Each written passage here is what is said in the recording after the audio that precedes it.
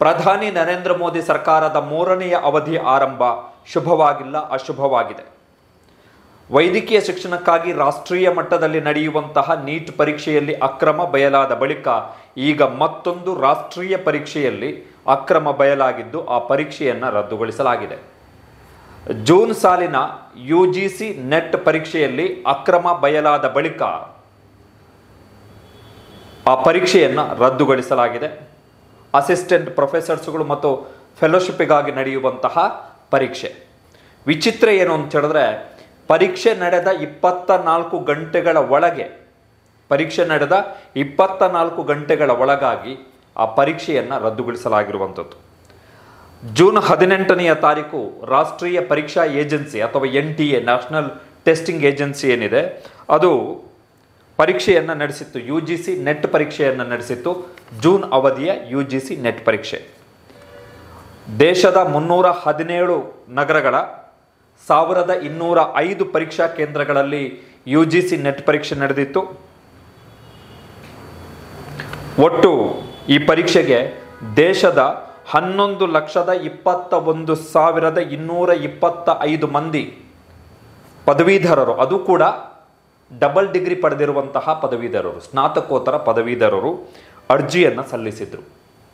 Fellowship ಮತ್ತು assistant professor ಹುದ್ದೆಗಾಗಿ ನಡೆಯುವಂತಹ ಪರೀಕ್ಷೆ ಇದು. 11,21,000 ಸ್ನಾತಕೋತ್ತರ ಪದವೀಧರರು, ಡಬಲ್ ಡಿಗ್ರಿ ಪಡೆದಂತಹ ಪದವೀಧರರು ಅರ್ಜಿಯನ್ನು ಸಲ್ಲಿಸಿದರು. ಅದರಲ್ಲಿ ಪರೀಕ್ಷೆಗೆ ಹಾಜರಾದಂಥವರು 9,08,580 ಮಂದಿ. ಜೂನ್ 18ನೇ ತಾರೀಕು ನಡೆದ ಪರೀಕ್ಷೆ.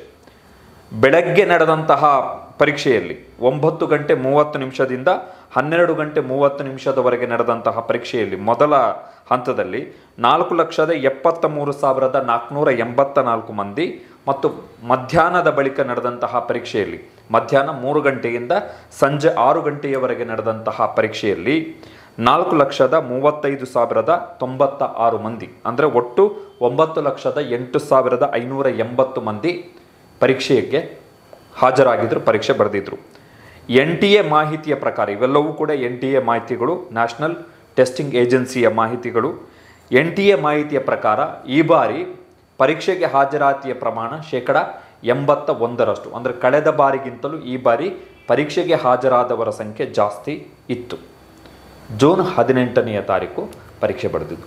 ಪರೀಕ್ಷೆ ಆದ ಬಳಿಕ ಜೂನ್ 18ರಂದೇ ನ್ಯಾಷನಲ್ ಟೆಸ್ಟಿಂಗ್ ಏಜೆನ್ಸಿ ಒಂದು ಪ್ರೆಸ್ ರಿಲೀಸನ್ನು ಮಾಡುತ್ತೆ. ಏನು ಅಂತ ಹೇಳಿದ್ರೆ, ಸಕ್ಸಸ್ಫುಲ್ಲಾಗಿ, ಯಶಸ್ವಿಯಾಗಿ ನಾವು ಜೂನ್ ಅವಧಿಯ UGC ನೆಟ್ ಪರೀಕ್ಷೆಯನ್ನು ಕಂಡಕ್ಟ್ ಮಾಡಿದ್ದೀವಿ, ನಡೆಸಿದ್ದೀವಿ. ಎಲ್ಲರಿಗೂ ಕೂಡ ಧನ್ಯವಾದಗಳು, ಸಹಕರಿಸಿದ ಎಲ್ಲರಿಗೂ ಕೂಡ ಧನ್ಯವಾದಗಳು ಅಂಥೇಳಿ ನ್ಯಾಷನಲ್ ಟೆಸ್ಟಿಂಗ್ ಏಜೆನ್ಸಿ ಪರೀಕ್ಷೆ ನಡೆಸಿದ ಜೂನ್ 18ನೇ ತಾರೀಕಿನಂದು ಪ್ರೆಸ್ ರಿಲೀಸನ್ನು ಮಾಡುತ್ತೆ.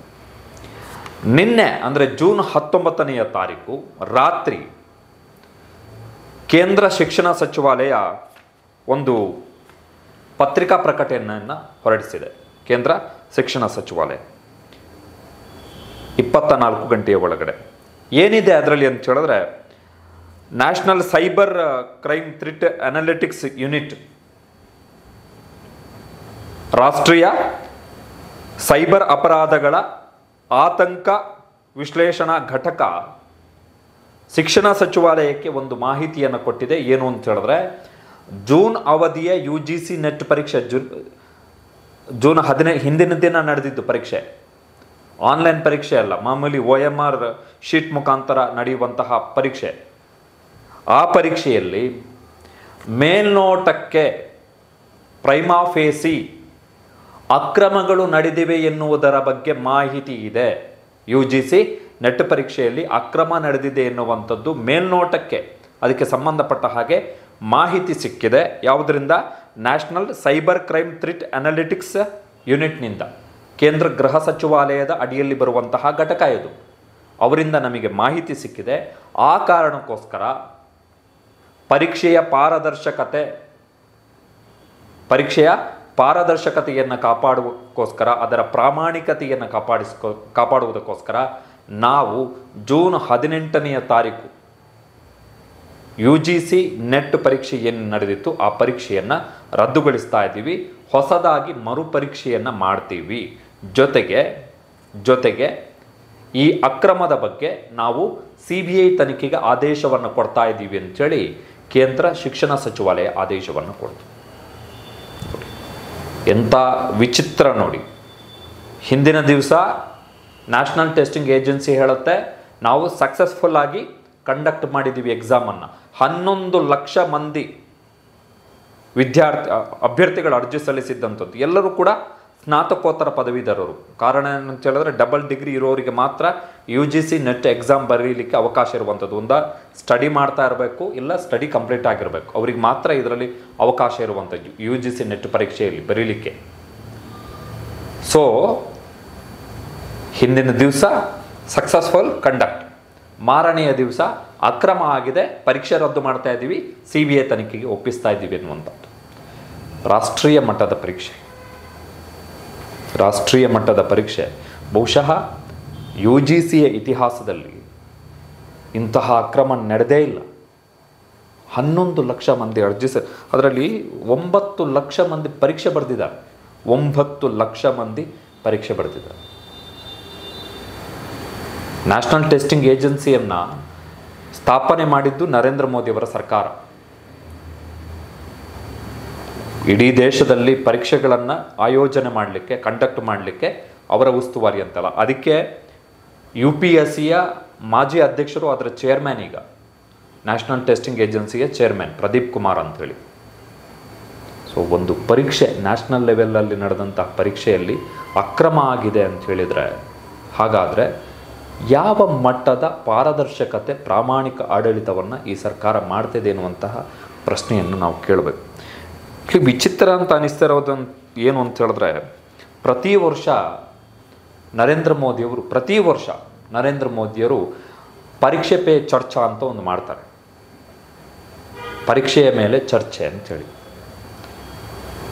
ಈ ವರ್ಷನೂ ಮಾಡಿದ್ದಾರೆ. ಈ ವರ್ಷ ಜನವರಿ 29ನೇ ತಾರೀಕು ನರೇಂದ್ರ ಮೋದಿಯವರು ಪರೀಕ್ಷೆ ಪೇ ಚರ್ಚಾ ಮಾಡಿದ್ದಾರೆ.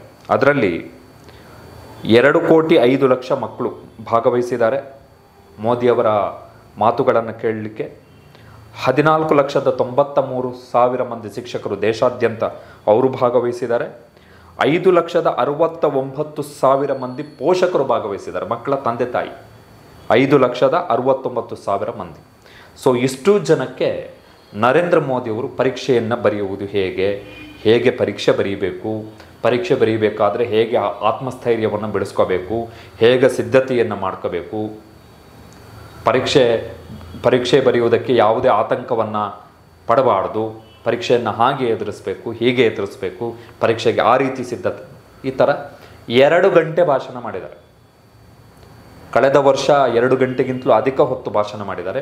ಈ ಬಾರಿ 1 ಗಂಟೆ 50 ನಿಮಿಷದಷ್ಟು ಭಾಷಣವನ್ನು ಮಾಡಿದ್ದಾರೆ ನರೇಂದ್ರ ಮೋದಿಯವರು, ಪರೀಕ್ಷೆ ಬರೆಯುವುದು ಹೇಗೆ ಅಂತ. ಸೊ ಈ ರೀತಿ ಪರೀಕ್ಷೆ ಬರೆಯುವುದು ಹೇಗೆ ಅಂತೇಳಿ ಗಂಟೆಗಟ್ಟಲೆ ಭಾಷಣ ಮಾಡುವ ಪ್ರಧಾನಿ ನರೇಂದ್ರ ಮೋದಿಯವರ ಸರ್ಕಾರಕ್ಕೆ ದೇಶದಲ್ಲಿ ಪಾರದರ್ಶಕವಾಗಿ, ಪ್ರಾಮಾಣಿಕವಾಗಿ ನಡೆಯಬೇಕಾಗಿದ್ದಂಥ ಒಂದು ಪರೀಕ್ಷೆಯನ್ನು ಕಂಡಕ್ಟ್ ಮಾಡಲಿಕ್ಕೆ ಆಗ್ತಾಯಿಲ್ಲ. ಇದು 2ನೆಯ ದೊಡ್ಡ ಹಗರಣ ಇದು UGC ನೆಟ್.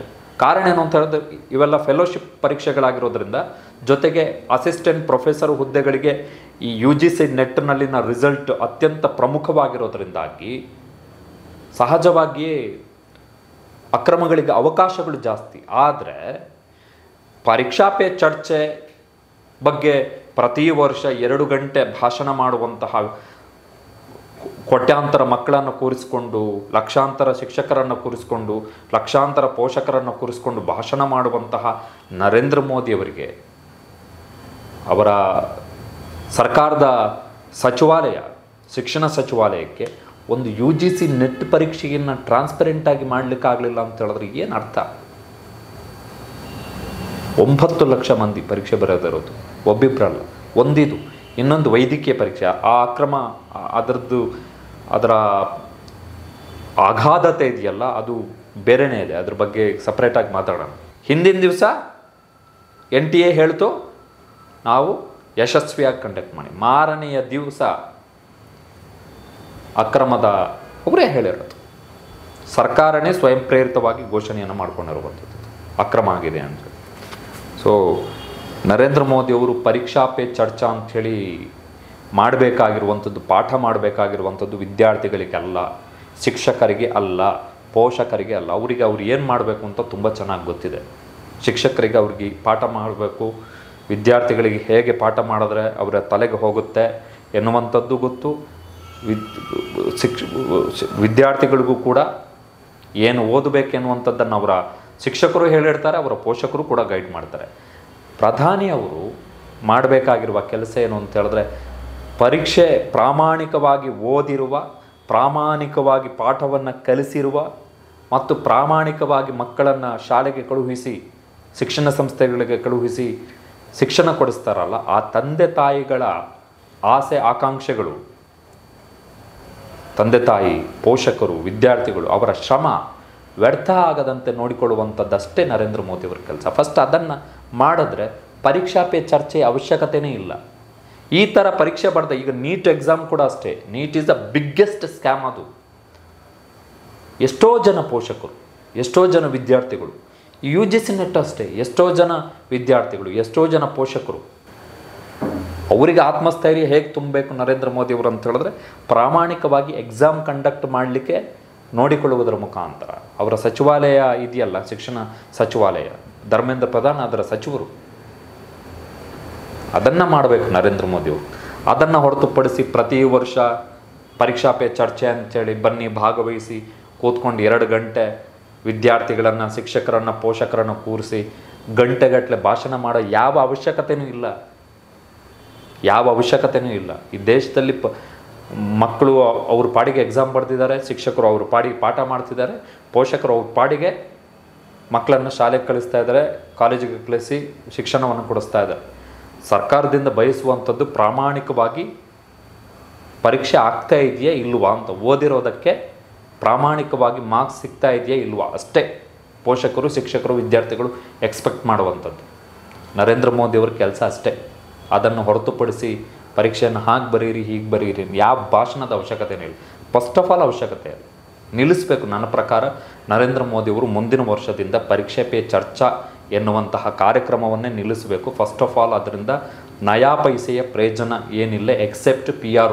ಯಾವುದಾದ್ರೂ ಖಾಸಗಿ ಏಜೆನ್ಸಿಗಳು ಅದರ ಪ್ರಮೋಷನ್ಗೆ ಏನಾದರೂ ಈವೆಂಟ್ ಮ್ಯಾನೇಜ್ಮೆಂಟಿಗೆ ದುಡ್ಡು ತಗೊಂಡಿದ್ದರೆ ಅವ್ರಿಗೆ ಲಾಭ ಬಿಟ್ಟರೆ ಬೇರೆ ಏನು ಪ್ರಯೋಜನ ಇಲ್ಲ. ನಯಾ ಪೈಸೆಯ ಬಿಡಿಗಾಸಿನ ಎಳ್ಳಷ್ಟು ಪ್ರಯೋಜನ ಇಲ್ಲ. ನರೇಂದ್ರ ಮೋದಿಯವ್ರ ಕೆಲಸ ಅದಲ್ಲ. ಎಕ್ಸಾಮನ್ನು ನೀಟಾಗಿ ಕಂಡಕ್ಟ್ ಮಾಡಲಿಕ್ಕೆ ಹೇಳಿ ನಿಮ್ಮ ಸರ್ಕಾರಕ್ಕೆ, ಫಸ್ಟು ನಿಮ್ಮ ಸಚಿವಾಲಯಕ್ಕೆ ಹೇಳಿ, ಧರ್ಮೇಂದ್ರ ಪ್ರಧಾನ್ ಅವರಿಗೆ ಹೇಳಿ. ಇಲ್ಲದಿದ್ದರೆ ತಲೆದಂಡ ಮಾಡಿ ಮನೆಗೆ ಕಳಿಸಿ. ನೀನೊಬ್ಬ ಅನ್ಫಿಟ್ ಮಿನಿಸ್ಟ್ರು ಅಂತೇಳಿ ಧರ್ಮೇಂದ್ರ ಪ್ರಧಾನ್ ಅವರನ್ನು ಕಿತ್ತು ಬಿಸಾಕಿ.